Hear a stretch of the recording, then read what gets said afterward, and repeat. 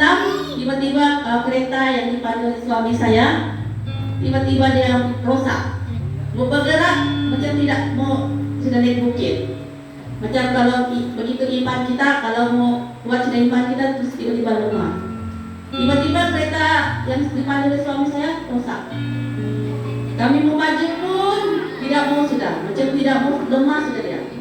Kemudian saya bilang sama suami saya, oh parking dulu. Suami saya parking, cek depan, tapi dia cek, dia bilang tidak ada juga. Sampai anak saya bilang, deh, nak dia diam-diam ni deh, kau tengok sebab auto kan, kau tengok diam-diam deh, sana ladangnya ikut diam-diam. Coba kau try berjalan, lainlah pula, sama juga, dia tetap juga berlumah.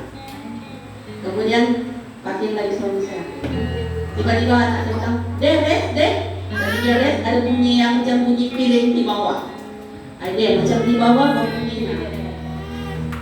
Jadi bilang sama, nah kan baru juga kalau ada juga satu orang jadi begini, tahu dia bilang. Jadi saya bilang, jadi macam mana kita nih?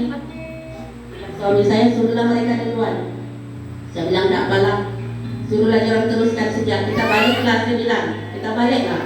Tapi dalam pikiran saya bilang, tapi kalau kita balik pakaian orang di belakang, semua pakaian yang sudah di luar itu di belakang, gitu aja terus simpan. Jadi saya bilang macam mana ya? Terus saya bilang, coba memang tidak boleh. Dia bilang kita putar balik lah ke Datu. Dia bilang. Betapa aku bilang setiap kali ada pelayanan, saya bilang pasti kereta yang kita guna, betul kan? Sebab apabila kami pergi kemah sekolah minggu, kami kursus di Sansuika, banyak aktiviti kemah yang kami bawa di kereta ini. Jadi banyak jasa dia dengan kami. Tapi kenapa hari itu diuji iman kami hari itu? Sampai saya bilang, mudahlah biarlah. Sampai bilang suami saya, tak apalah, kalau tidak ada kereta kita sewa kereta lah. Oh iyalah. Tapi pikir-pikir hari itu macam mana untuk sewa kereta. Akhirnya suami saya tertawa, saya bilang pasti, saya bilang ada jalannya. Dalam hati saya tidak beritahu dengan orang.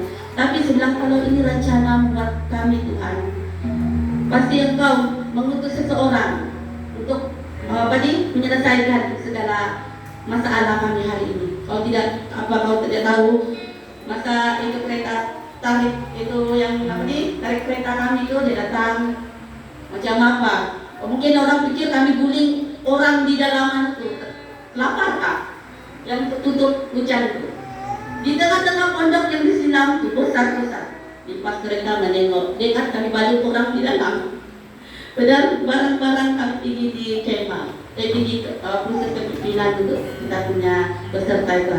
Akhirnya peserta-peserta kita pun dapat ikut dan mereka berbangga karena mereka berkata peserta dari Sunduran paling ramai hari itu. Beri kemuliaan Tuhan kita.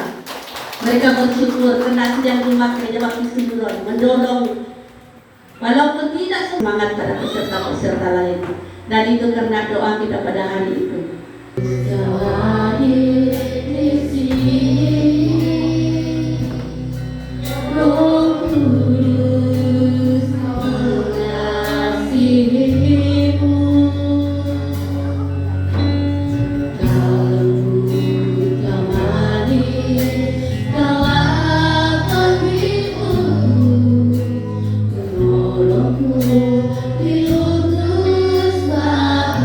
Kita akan punya sekali dan setiap Jumat pagi seperti ini.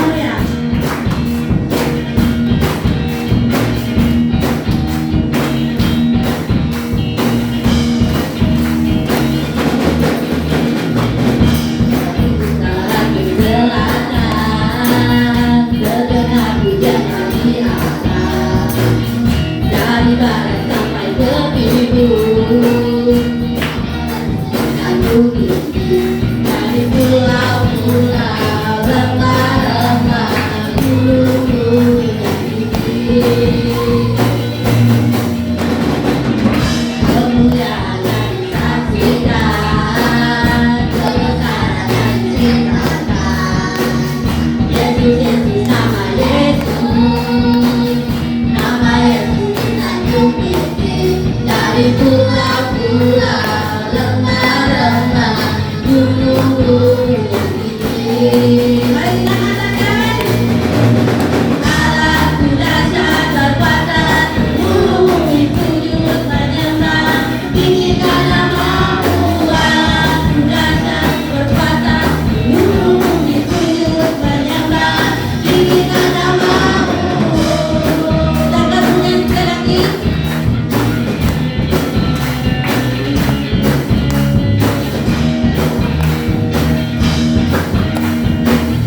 dari utara ke selatan, suaranya dari barat sampai ke timur, nama Yesus sanjung tinggi. Dari pulau-pulau, lembah-lembah, gunung-gunung yang tinggi. Kemuliaan yang disaksikan, kebesaran yang diceritakan, Yesus, Yesus, nama Yesus, nama Yesus sanjung tinggi. Dari pulau-pulau, lembah-lembah, gunung-gunung yang tinggi.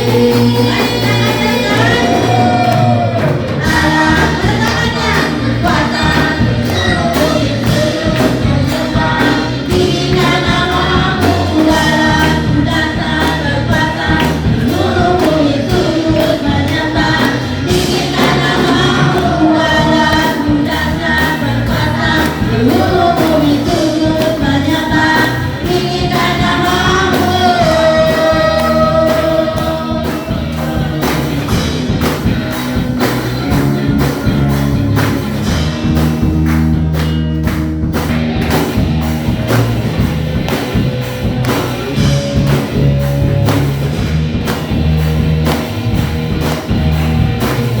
Dari utara ke selatan, terdengar hujan mati arah.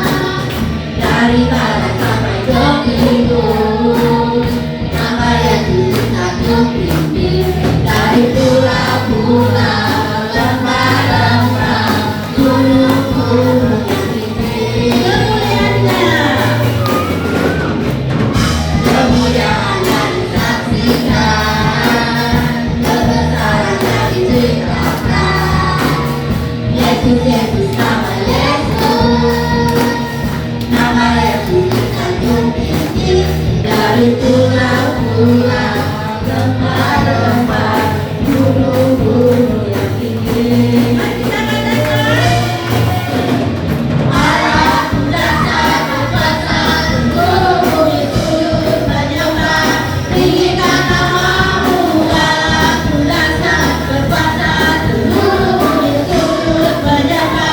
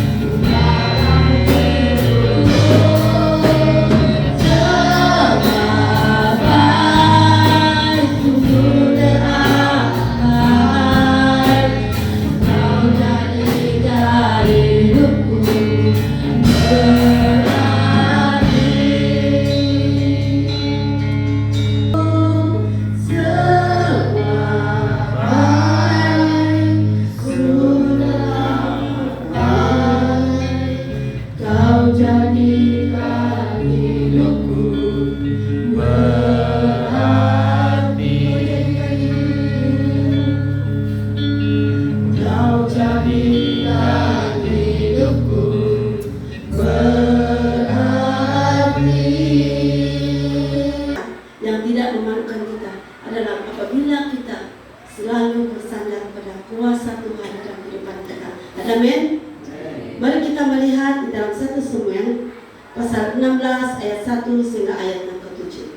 Dalam 1 Samuel pasal 16 ayat 1 hingga ayat yang ke-7. Diurapi menjadi raja.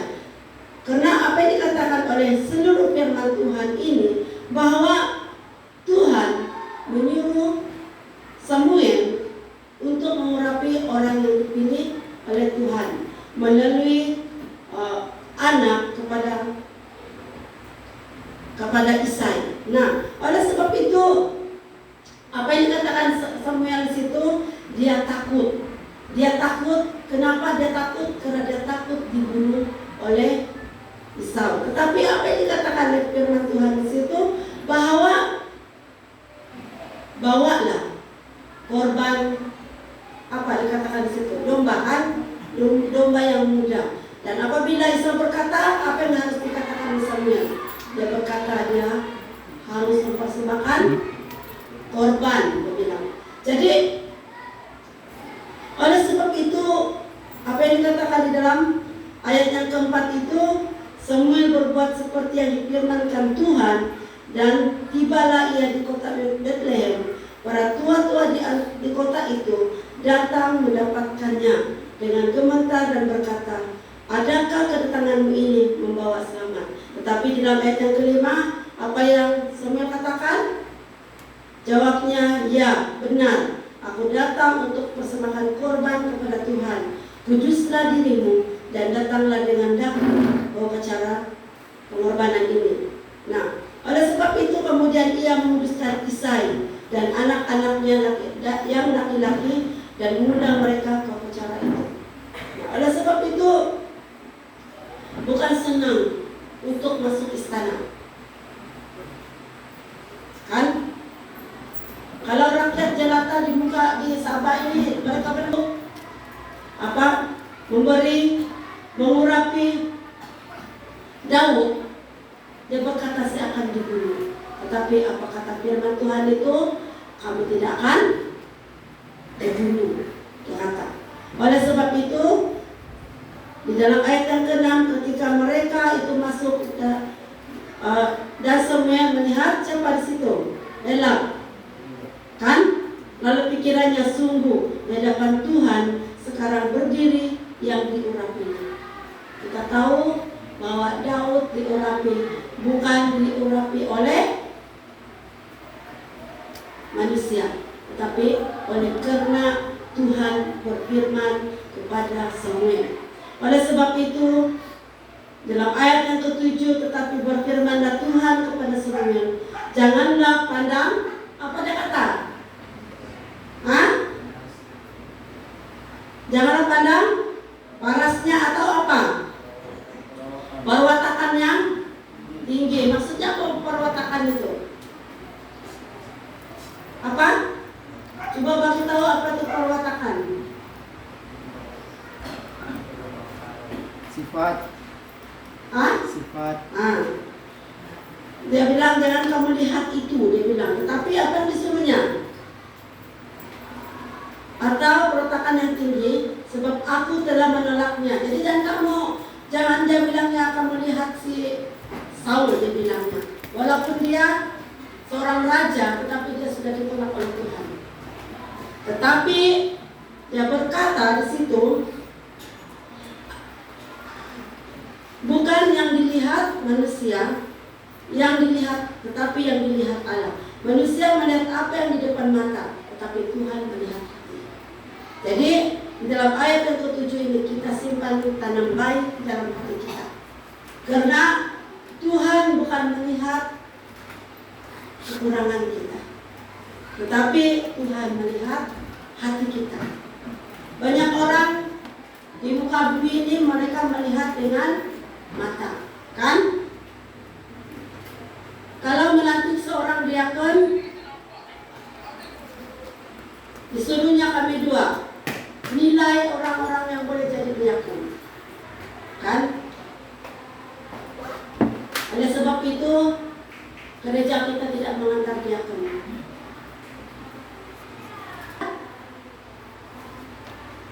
Karena Tuhan melihat hati Daud. Tuhan melihat kelayakan Daud. Sehingga Tuhan mengutus Samuel untuk mengurapi Daud. Oleh sebab itu, kita sebagai anak-anak Tuhan yang dikasihi dalam nama Yesus, jangan lihat kelemahan kita, tapi mari kita lihat karunia, talenta yang ada pada kita. Karena kita berkata, kita semuanya tidak layak, tapi Tuhan berkata, kita layak di hadapan Tuhan. Ada amin? Saya pikir waktu saya jadi pengurusi, saya tidak layak. Sebab seorang pengurusi arti harus ada sekolah, kan? Kau pergi mana-mana, kau harus pandai. Tetapi saya tidak tahu kalau kamu pilih saya, beli mata kamu, kan?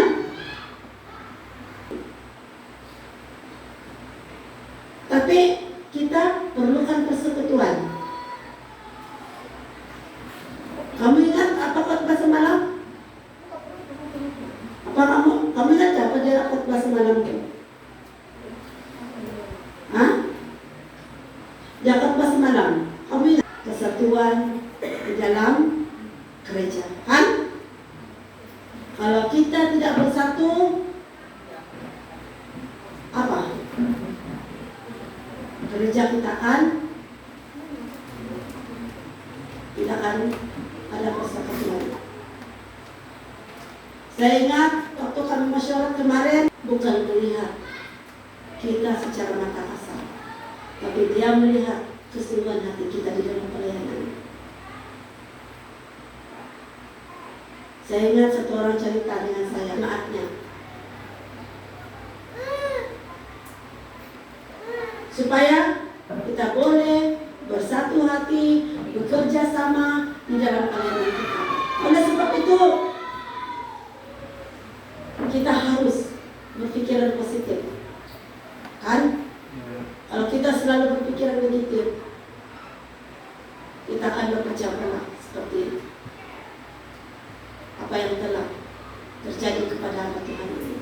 Dulunya dia bilang, hamba Tuhan ini, dulunya dia masuk di gereja itu 100 lebih orang pergi ke gereja. Sekarang kamu teka berapa? Berapa orang? Kamu teka berapa orang? 40 orang sahaja pergi gereja. Jadi perkara itu saya tidak mau berlaku di gereja kita. Apapun masalah kita, kita harus apa? Selesaikannya bersama. Jangan kita main sendiri-sendiri. Sebab kalau kita main sendiri-sendiri, seperti saya yang buat, kita harus bersatu hati di dalam roh dan kebenaran. Biar kita punya masalah, kita ingat bahwa kita diurapi oleh Tuhan. Kita semua ini, Tuhan sudah menuliskan kita. Melalui kita menerima Tuhan sebagai Tuhan dan Juru Selamat hidup kita. Mari kita belajar merendahkan diri sesama kita. Kalau kita salah, kita belajar meminta maaf. Kalau kita betul, kita harus membetulkan. Kan? Jangan sudah orang itu salah, kita kasih salah dia. Tapi mari kita perbetulkan apa yang salah itu. Karena di dalam ayat yang ke-7 ini berkata, Tuhan tidak melihat Apalagi perwatakan kita, tapi Tuhan melihat hati kita. Dia tidak akan lihat kita punya baju. Baju kamu tidak cantik, kamu keluar. Dia tidak akan lihat itu, tapi dia lihat hati kita. Nah, oleh sebab itu, untuk firman Tuhan kita kali ini, kita percaya Tuhan itu ada untuk kita. Jadi saya mau tutup satu cerita, yaitu ini lakukan dalam Tuhan. Kita terkadang kita seperti itu. Kita tidak mau itu, tapi itu yang terjadi dalam kehidupan kita, kan? Saya bagi tahu ini pemuda-pemudi, yang waktu kebaktian muda-mudi. Saya bagi tahu mereka, kamu cari pasangan sejak kapan? Jangan kamu ikut mata kamu. Nah, kamu harus berdoa sejak mereka. Kamu harus berdoa. Saya mau beritahu kamu, waktu di dalam pelayanan saya sejak ini, kalau kamu tidak dengan doa, tidak mungkin itu akan terjadi. Saya beritahu ini betul-betul saya cerita. Tuhan akan perlihatkan kepada kita, kan? Pekerjaan yang kita tidak mau adalah melayani Tuhan, kan? Kalau kamu bukan susah juga ini memahami firman Tuhan ini, tidak susah. Kita belajar sudah, kan? Pada saatnya jangan lihat rupa dan perwatakannya, tapi kamu harus lihat hatinya. Oleh sebab itu Tuhan melihat hati kita. Mari kita berdoa. Karya melalui kami saat ini, agar kami menjadi saksi bagi banyak orang. Ampuni kami Tuhan, kalau kami selalu lalai untuk melakukan pekerjaan. Biar Engkau mengurapi kami, seperti mana Engkau mengurapi Daud menjadi Raja Israel. Oleh sebab itu Tuhan Yesus, biar kami diberkati, dilindungi, dan kami boleh pertumbuhan rohani di dalam Engkau Tuhan. Terima kasih Tuhan Yesus, biar firman Tuhan ini tidak berlalu kepada kami, tapi biar firman Tuhan ini menguatkan kami, agar kami selalu mengandalkan Tuhan. Terima kasih Tuhan Yesus, inilah doa kami. Di dalam nama Yesus kami berdoa mengucap syukur. Amin. Terima kasih, Tuhan memberkati. Saya kembalikan kepada Tuhan.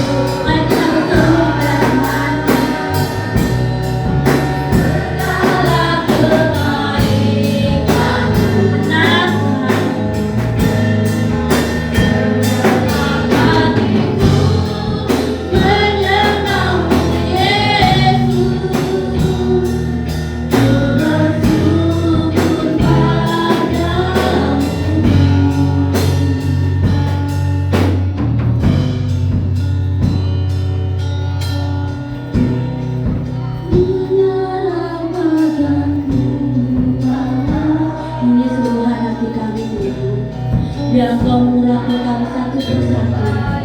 Biar Roh Kudus Tuhan Engkau curahkan di setiap hati kami. Oh haleluya. Oh puji Tuhan.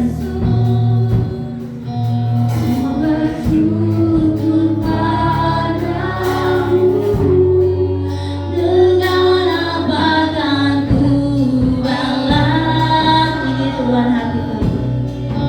Segala kebaikan-Mu, amin.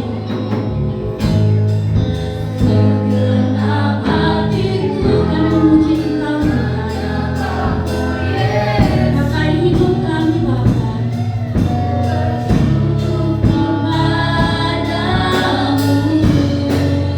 dengan apa akan ku balas. Segala kebaikan-Mu, segenap hatiku menyembah-Mu Yesus. Ku bersyukur padamu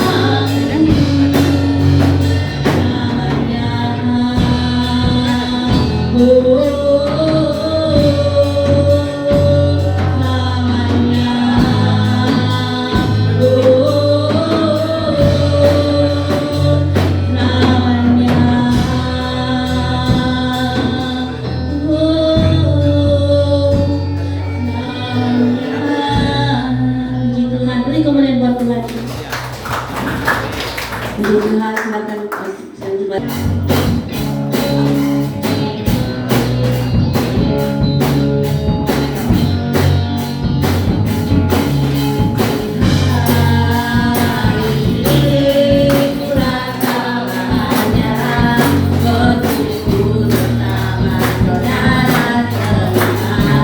Coba kami ke depan lebih ramai lagi ya.